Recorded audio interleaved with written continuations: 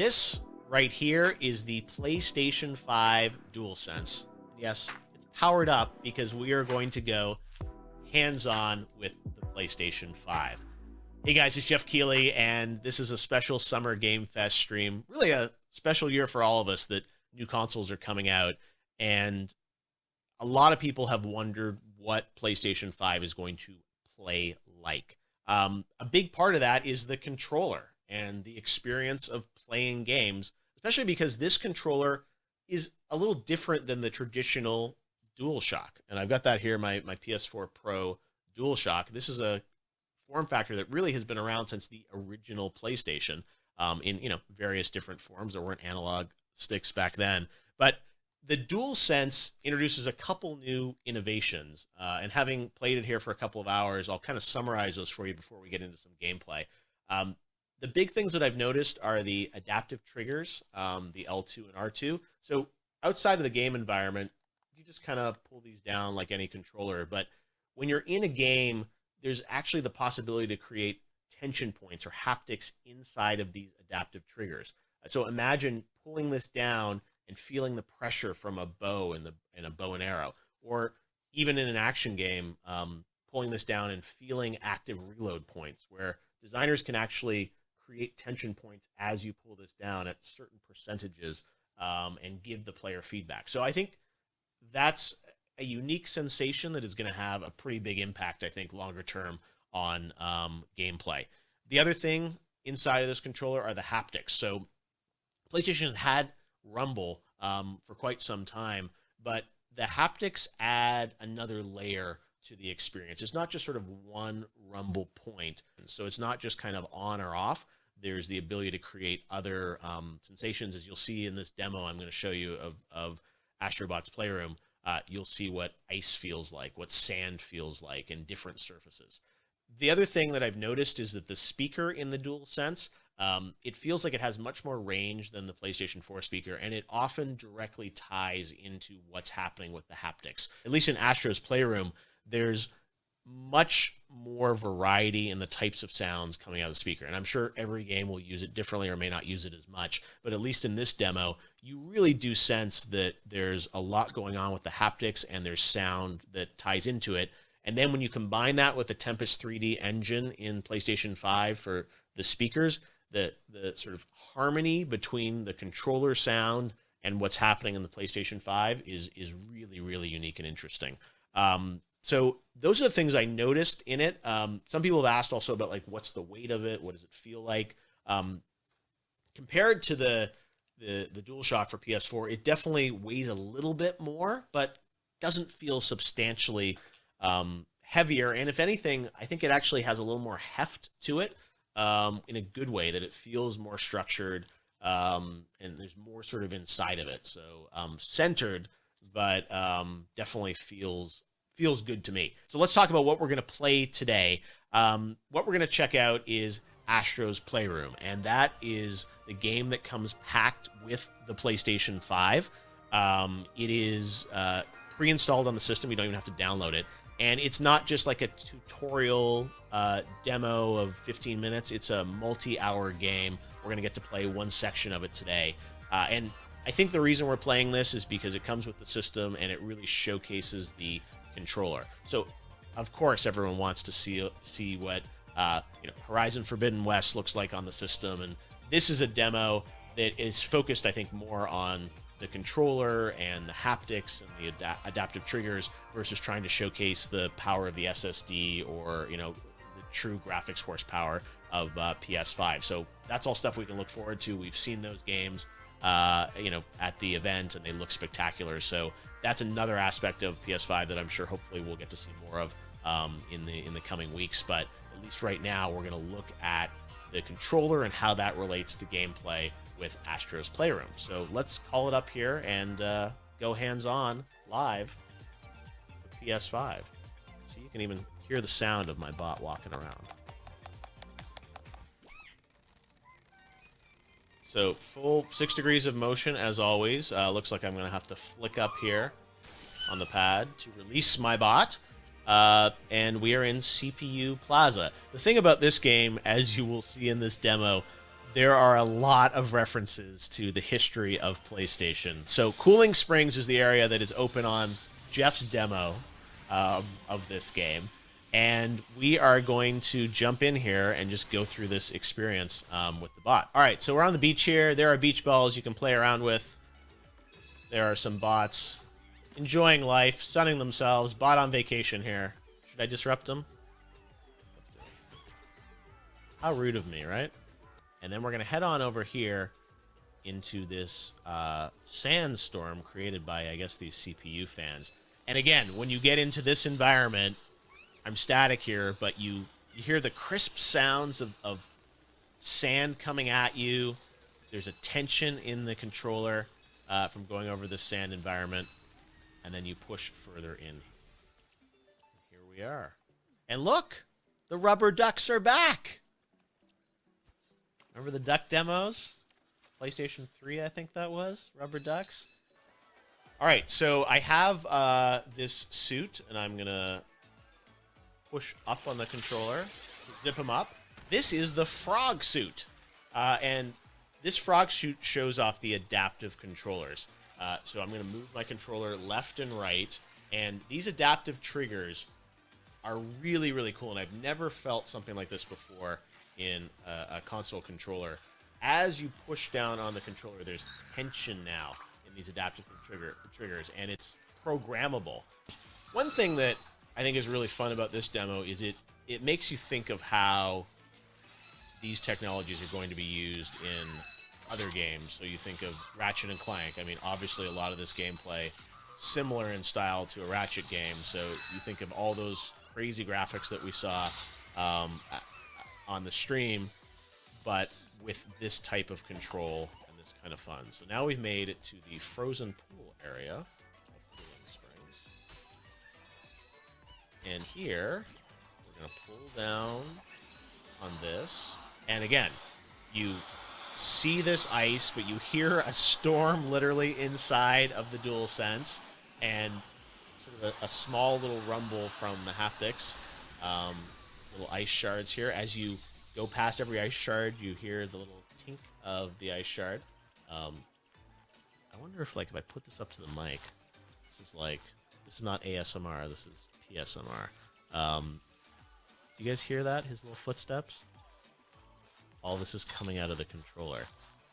Got a checkpoint here. Now this one, you actually have to blow into the controller. Again, this one, you pull back, just like a bow and arrow almost. And look, I unlocked a PlayStation 3.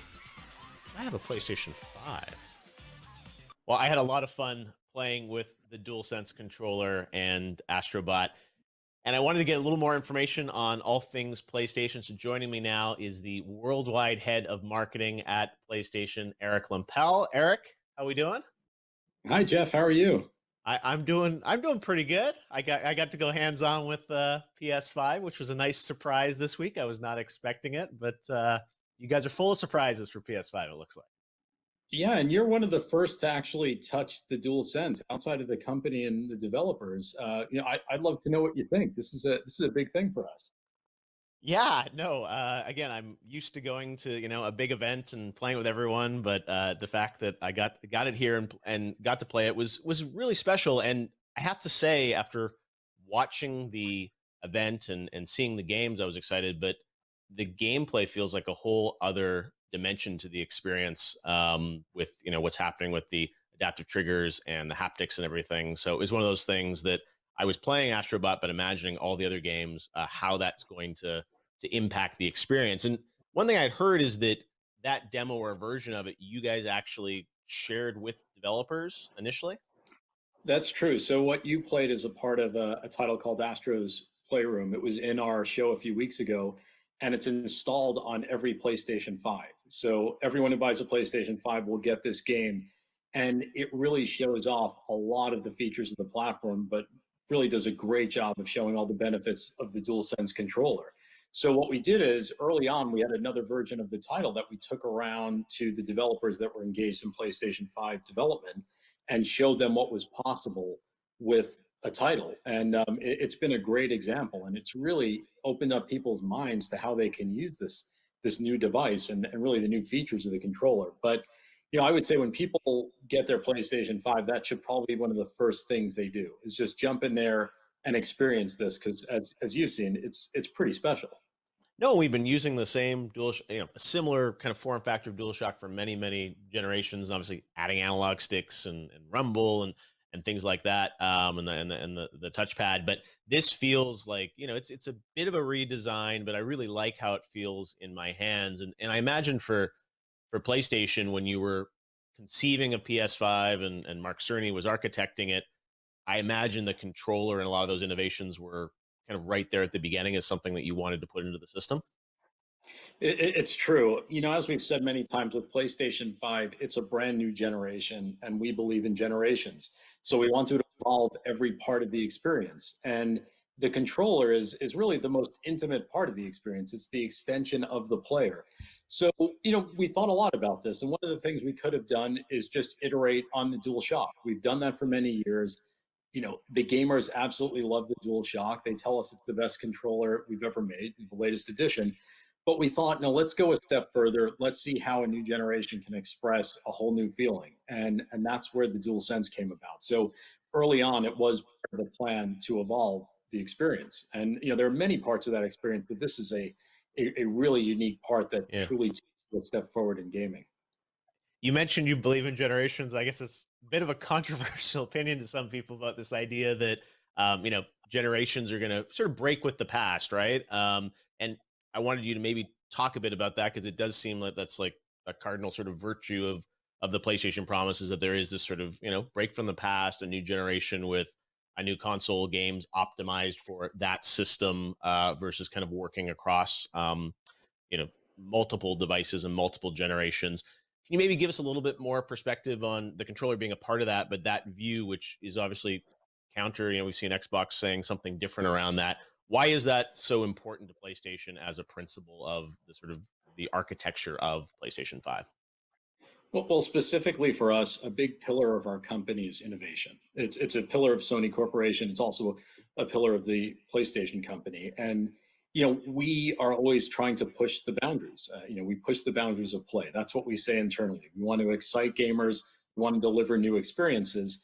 So as we go into a new piece of hardware, it really has to check the box on a lot of different areas to fulfill those promises. And we a lot of developers about this. We've gone out there, we've talked to people about what they want in a next generation console. And really to do that, you've got to deliver a lot. And I think what's really unique about the DualSense is that it plays into another one of your senses. But we're covering a lot of the senses with PlayStation 5. I mean, first and foremost, I'd say in gaming, for the history of gaming, the first sense is seeing. It's all the visuals, it's the graphics. And naturally, with every generation, the graphics improve. And with PlayStation 5, we're taking a leap forward there. And then there's sounds, and we're introducing a new form of 3D audio, which will be really powerful no matter what you're playing, no matter how you're playing. And then the next piece is touch. And touch has been around for a while. We've had force feedback. Of course, we've had different types of force feedback and rumble in the DualShock, but this takes that to a whole new level. Similar to what gamers have expected from other generational shifts, this brings it to a whole new place. I mean, it's haptic feedback. It's these adaptive dynamic triggers. I mean, something no one's ever experienced before, and it really brings you closer to the game. And the biggest joy for us is putting this in the hands of developers because developers want to push the technology as far as it can go to tell stories and really bring the gamer into their worlds. And we believe all of these things combined, as well as all the other great PS5 features we spoke about, really lead to a next generation experience. And in many cases, we can't take everybody with us from previous consoles into that experience. You need new hardware, you need new devices to experience what these developers want you to experience. And I imagine, PS4, there'll still be games coming out for it. I mean, it's not like the pipeline stops there, but there's this sort of new set of experiences that will be exclusive to PS5, right? Exactly. PlayStation 4 is a big part of everything we do, and it will continue to be a big part of everything we do. There's a lot more to come on PlayStation 4. I think most recently we're seeing, some of the greatest titles this generation have released in recent weeks, but that will continue.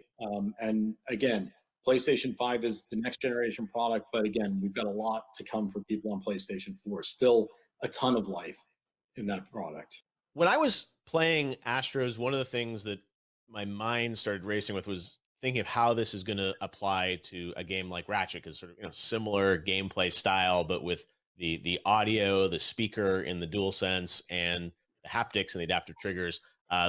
One feature we haven't talked much about is the SSD and that sort of input output on the device, and how that's going to allow a lot of interesting things. And when I saw the event in June, that Ratchet trailer just blew me away with like jumping between those worlds so quickly. And could you maybe talk a bit about like that feature, which I didn't really, Astro's not a game I think that really is dry, needs the SSD to function the way it is. Can you talk a bit about the SSD and how that's going to impact the experience? Sure, sure. And this ties back nicely to your question about generations, because when you look at a game like Ratchet, and we've talked about a lot of different features today, and as you mentioned, we haven't mentioned SSD.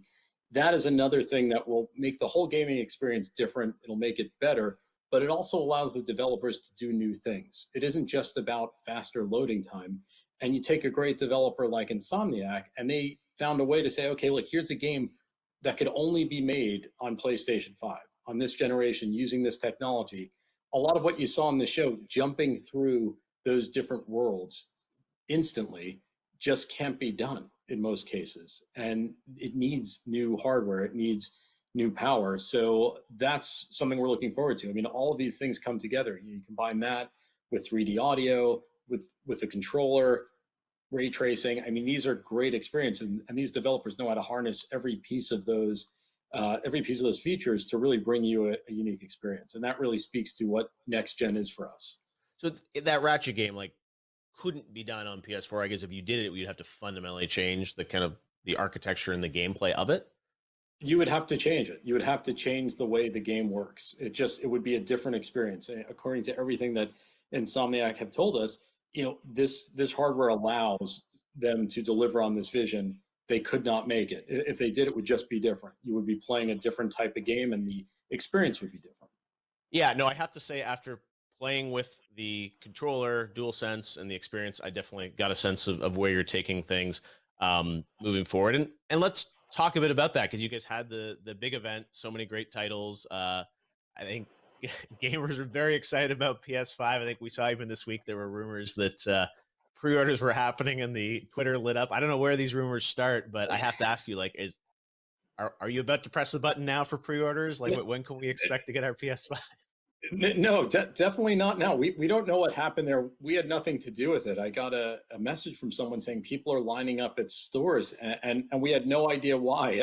So I think it's safe to say, for all of your viewers, we'll let you know when pre-order will happen. We will let you know. It's not going to happen with a minute's notice. We're going to, at some point, let you know when you can pre-order a PlayStation 5. So please don't feel like you have to go run out and line up anywhere until you receive official notice on how that'll work. So I don't know how that happened. Don't know who did it. Wasn't us though. So well, but look, I mean, as a marketer, I'm sure it's great to see there's that much anticipation for your product. Oh yeah, no, look, we absolutely love all of the PlayStation fans, and we're thrilled that they're excited about this product. And again, with this product, we're trying to bring them experiences they didn't think were possible. And you're experiencing some of that. One of the first people to experience that. I'm glad you had the experience that you did, because that's what we're hoping to get out of this. And unfortunately, given the current situation in the world, we would love to be out there having gamers start to touch the product. We would have done that in normal years. We can't do that. So it's really hard. I know a lot of people watching this, and they're going to really wonder, like, what are they talking about? They're going to be angry at me saying, why did he get one? Exactly.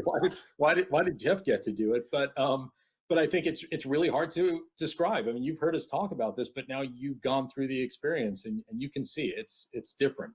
One thing I wanted to ask you about, you and I have known each other for a long time, and I'm excited that you're in this worldwide role for PlayStation now to kind of unify the messaging around the world. And there was a new tagline for PlayStation that showed up in the event in June, which I think was the first time people had seen it. And can you maybe tell us a bit about this new kind of tagline, which is global for PlayStation?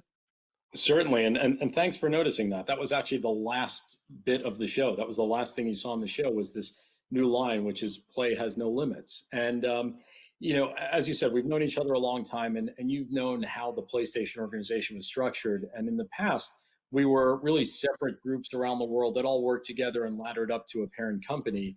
And in recent years, we've started to globalize, and we've seen great benefits from that in many parts of the organization. And so another part of this was the marketing piece. And really, if you look at great brands around the world, they all feel similar, or at least to great degree similar. And a part of that is the global brand line. And these lines, if they're good, they stand the test of time and they stick with a brand for a long time. So this was a hard job for the team. We went back and we looked at this and we thought, what type of line would really satisfy the world and at the same time live up to our ambition as a company, as a brand? And that was Play has no limits. That's what we believe. And there's many different ways to interpret it. So I'm going to leave it to all the viewers to interpret it the way they like. But for us, it is really about speaking to innovation and speaking about new experiences that you can have with PlayStation that you never expected. And really, it's how we push ourselves. We don't constrain ourselves. We want to push the limits of gaming all the time. And right up to the end of everything we do, we're constantly pushing to deliver something new, something best in class. And I'm excited about this because I would say, Geoff, you've been around the industry for a very long time. I would challenge you to name all of the PlayStation taglines this past generation around the world. You couldn't, because there were a ton of them. I was going to say, I know greatness awaits, but beyond that, it's like, I don't even. So there were a lot of them, and that's why we really wanted to get this together. And of course, the line will be localized. Was it for the players, I think, or something in the UK, maybe? For the players, exactly. Yeah. Was the line that was used across most parts of Europe, but there were a lot more than that. So we looked at this and we said, no, let's get one line that solidifies the brand. Also, look and feel of the brand is changing slightly. You saw some of that during the event a few weeks ago, and that will also be global. So we'll be a very strong global brand. Well, again, there's a lot of love for PlayStation and what you guys have teased us with PS5 this year. I think it's been such an interesting rollout of, you never know when something's going to pop up on Twitter, or the box art itself was sort of like trending when you put out the Miles box. So who knows what's next? I can't let you go without everyone online wants to know about, like, are we going to get other colors of controllers or consoles? I imagine for launch, it's like hard enough to get one out, but is that on the roadmap? We'll talk about it at some point. Right Okay. now, it's, as you mentioned, it's a hard enough job to get the the unit that we've showed out. So, Yes. but we'll talk about it at some point. All right. Well, we know there'll be two of them, the all digital one as well, coming out, and we are excited to see what's in store for PlayStation. I'm sure there are more surprises, but it's an exciting year for the industry that these new consoles are coming out. I never thought there'd be a console launch in the middle of this. With I would never think my first hands-on would be in my own place with a PS5 controller, but I'll take it. And they quickly took it away, so I don't even have it anymore. So we will check it out again, hopefully this holiday season. Eric Lempel, great to have you with us, and thanks for giving us a little bit of hope and excitement this year about PS5. I think it's all something we need, and we look forward to playing it later this year. Thanks, Geoff. It was great speaking with you as always.